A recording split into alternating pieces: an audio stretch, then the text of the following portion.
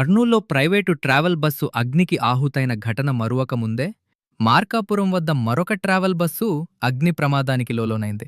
ఈ ఘటనలో 14 మంది సజీవ దహనం కాగా ఉదయగిరి నియోజకవర్గానికి చెందిన 5 మంది చనిపోవటం జరిగింది.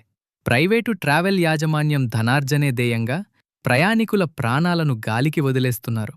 ప్రయాణికులను గమ్యస్థానానికి చేర్చే ప్రైవేటు ట్రావెల్ బస్సుల లేక బ్రతికుండగానే సజీవంగా దహన సంస్కారాలు నిర్వహించే కాలయముడి ట్రావెల్స్ అని ప్రజలు ప్రశ్నిస్తున్నారు. ఈ ఘటనలో చనిపోయిన బాధితుల కుటుంబాలకు అండగా ఉంటామని ఉదయగిరి ఎమ్మెల్యే కాకర్ల సురేష్ తెలిపారు.